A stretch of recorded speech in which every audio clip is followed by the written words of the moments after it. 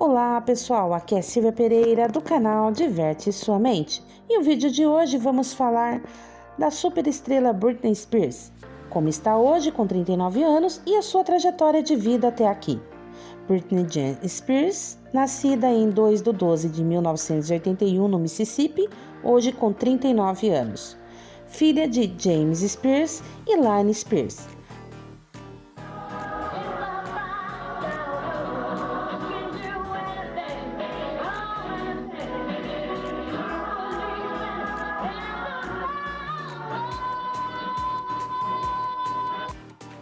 Britney iniciou sua carreira ainda na infância. O seu sonho era ser cantora. Em 93, ela estreou na Turma do Mickey.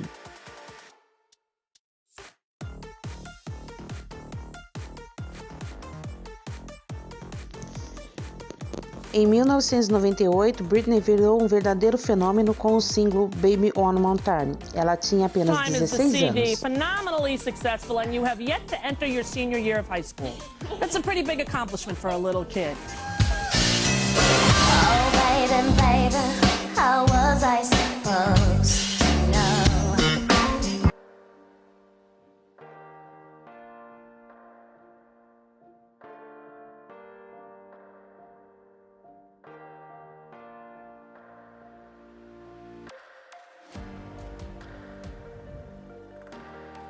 Em 99, ela continuou a sua carreira e teve um boom com a música Oops, I Did It Again.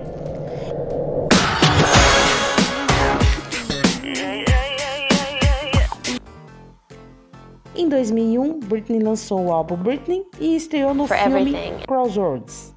Britney era a queridinha da América. Em 2002, ela começou a namorar Justin Timberlake.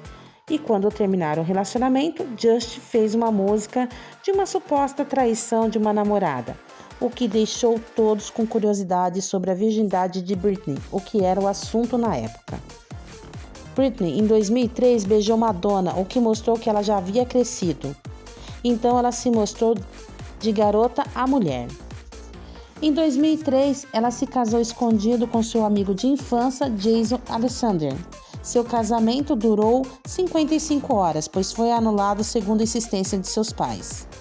Ainda em 2004, Britney ficou noiva de Kevin Federline, um dançarino, e se casou com ele em 3 meses. Ficaram juntos de 2004 a 2007.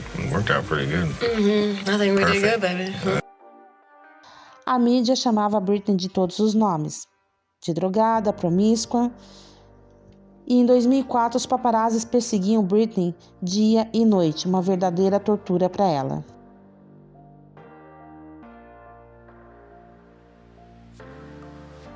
Do relacionamento de Britney e Kevin, eles tiveram 2 filhos.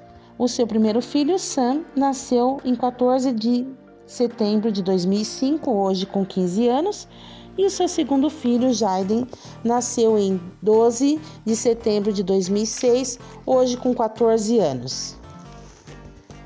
Em 2007, com a superexposição da sua vida pessoal, Britney começou a se perder. E a sua vida pessoal ficava o tempo todo nas capas de revistas. Os paparazzis flagravam ela em diversas situações. Uma delas, Britney dirigindo seu carro com um bebê de 6 meses no colo. A mídia começou a tratá-la de forma hostil, sempre ridicularizando a sua vida.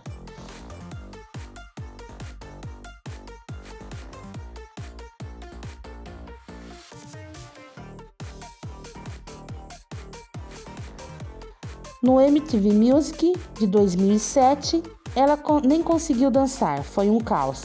Algo estava errado com ela. Em 2007, foi o seu declínio total. No meio de processo de separação, com a saúde debilitada, consumo excessivo de álcool e drogas, ela surtou total, raspou o próprio cabelo e quebrou o carro de vários paparazzis. Se sua vida pessoal estava um caos, a vida financeira estava cada dia melhor, ganhando mais e mais. Em 2008, apesar de tudo, ela ganhou 3 prêmios de música. Foi em 2008 que ela sofreu a sua primeira internação. Dizem que ela tentou suicídio, o que lhe rendeu a perda da sua própria liberdade. Ela ficou sob a tutela do seu pai, James. Ou seja, ele teria total controle da sua vida pessoal e financeira. E de 2008 a 2021, são 13 anos, ele continua com a tutela dela.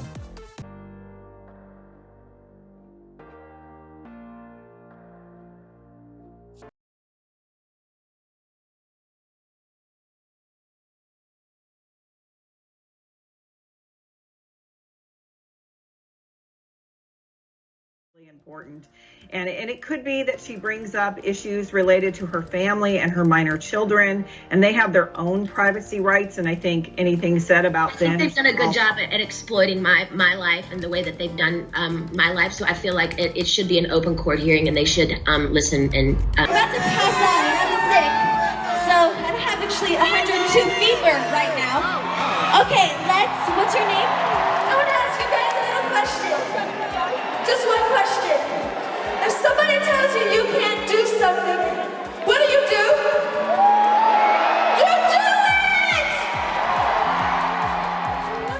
it! It was very threatening and scary, and with the conservatorship, I couldn't even get my own attorney, so out of fear, I went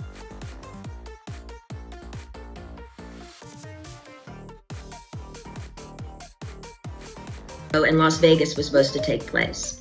I started rehearsing early, but it was hard because I'd been doing Vegas for 4 years and I needed a break in between. But no, I was told this is the timeline and this is how it's gonna go. I rehearsed 4 to 4 days a week. Half of the time in the studio and half of the other time in a Westlake studio. I was basically directing most of the show with my whereabouts, where I preferred to rehearse and actually did most of the choreography, meaning I taught my dancers my new choreography myself. I take everything I do very seriously. There's tons of video with me at rehearsals. I wasn't good, I was great. I led a room of 16 new.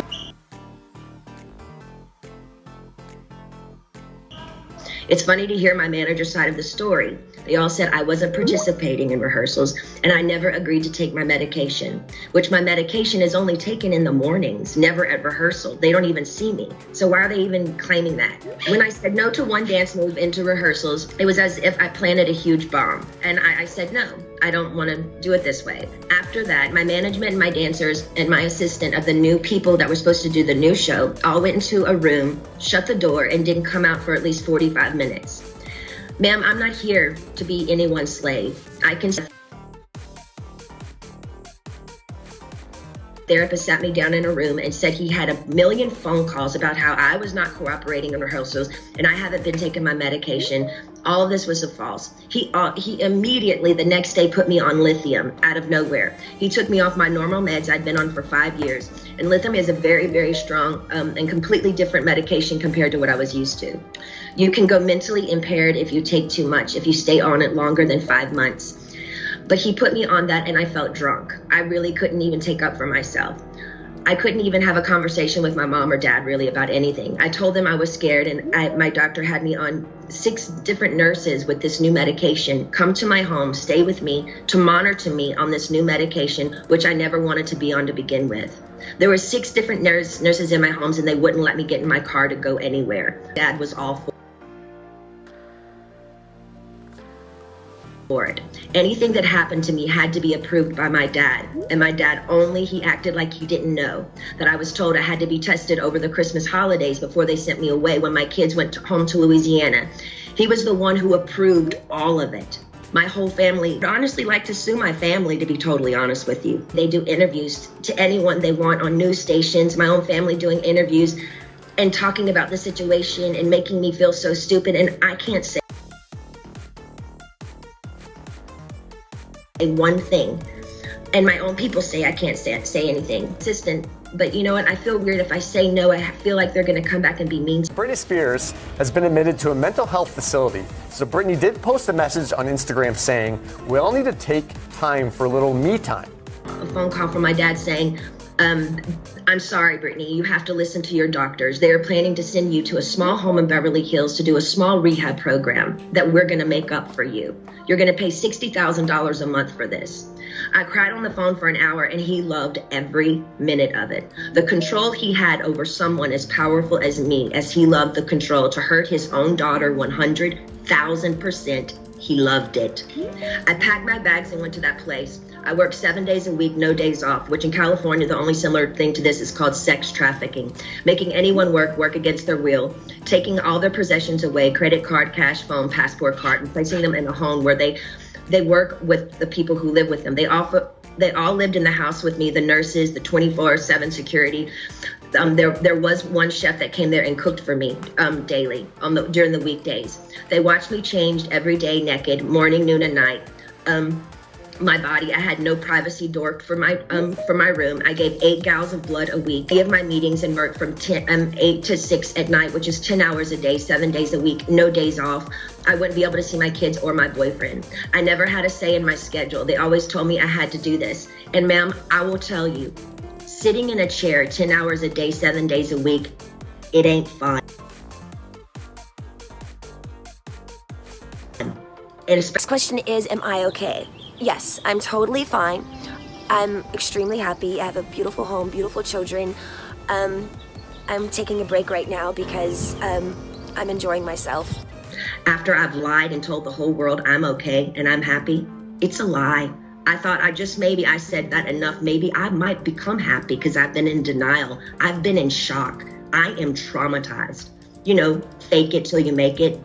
But now I'm telling you the truth, okay? I'm not happy. I can't sleep. I'm so angry, it's insane, and I'm depressed. I cry every day, and the reason I'm telling you this is because I don't think how the state of California can have all this written in the court documents from the time I showed up and do absolutely nothing, just hire with my money another person to keep my dad on board. Ma'am, my dad and anyone involved in this conservatorship and my management who played a huge role in going forward, I deserve changes. I was told I have to sit down and be evaluated again if I want to end the conservatorship. Ma'am, I didn't know I could petition the conservatorship to end it. I'm sorry for my ignorance, but I honestly didn't know that. But honestly, I don't think I owe anyone to be evaluated. I've done more than enough. I don't feel like I should even be in a room with anyone to offend me by trying to question my capacity of intelligence, whether I need to be in this stupid conservatorship or not. I've done more than enough. I also would like to be able to share my story with the world and what they did to me instead of it being a hush-hush secret to benefit all of them. I want to be able to be heard on what they did to me by making me keep this in for so long is not good for my heart. I've been so angry and I cry every day. It concerns me. I'm told I'm not allowed to expose the people who did this to me. For my sanity, I need you to the judge to approve me, do an interview where I can be heard on what they did to me. And actually, I have the right to use my voice and take up for myself. My attorney says I can't, it's not good. I can't let the public know anything they did to me. And by not saying anything is saying it's okay. I don't know what I said here. It's not okay. Actually, I don't want to interview. I'd much rather just have an open call to you for the press to hear, which I didn't. I'm here is because I want to end the conservatorship without having to be evaluated. I've done a lot of research, ma'am, and there's a lot of judges who do end conservatorships for people without them having to be evaluated all the time. The only times they don't is if a concerned family member says something's wrong with this person and otherwise. And considering my family has lived off my conservatorship for 13 years, I won't be surprised if one of them has something to say and go forward and say, we don't think this should end. We have to help her, especially if I get my fair served in turning, exposing what they did for what I've been through. And the clever setup of being in Westlake, one of the most exposed places in Westlake, which yesterday, paparazzi showed me coming out of the place, literally crying in therapy. It's embarrassing and it's demoralizing. I deserve privacy when I go. I deserve privacy when I go and have therapy, either at my home, like I've done for 8 years. They've always come to my home, But it was very clever. They picked one of the most exposed places in Westlake, knowing I have the hot topic of the conservatorship, that over 5 paparazzis are going to show up and get me crying coming out of that place. I begged them to make sure that they did this to Dr. Basement, who died, the one who legally, yes, 100% abused me by the treatment he gave me too. And to be totally honest with you, I was so... Excuse me for interrupting you, but my reporter says if you could just slow down a little bit, because she's trying to interrupt you. But my reporter says if you could just slow down a little bit, because she's trying to make sure she gets everything that you're saying. I have been through, and the clever step in Westlake is identical to Dr. Benson, who died, the one who illegally, yes, 100% abused me by the treatment he gave me. And to be totally honest with you, when he passed away, I got on my knees and thanked God.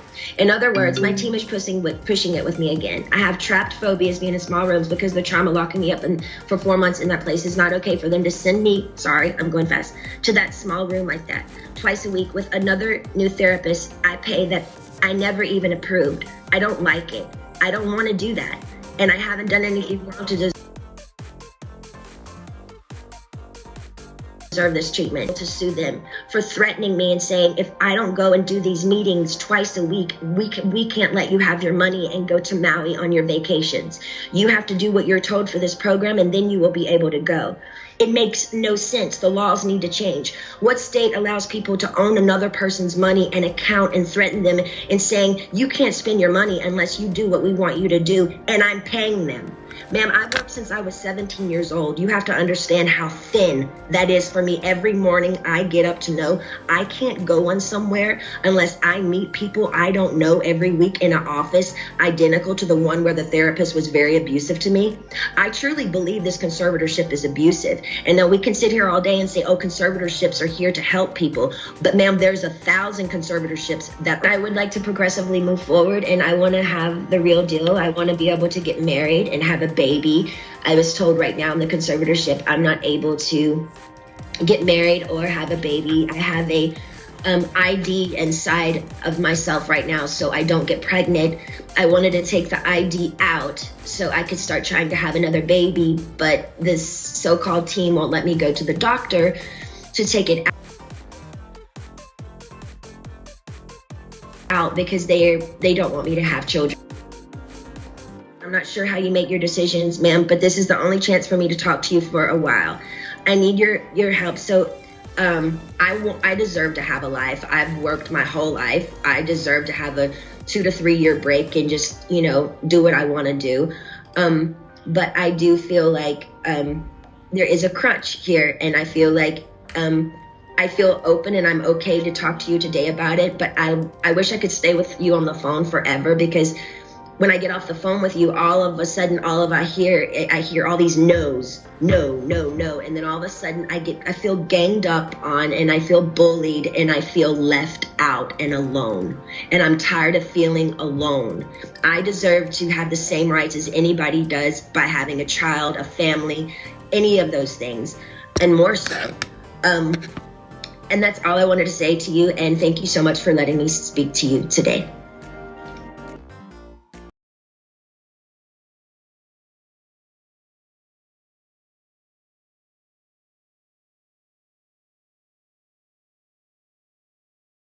Sua liberdade com o movimento Freebritney.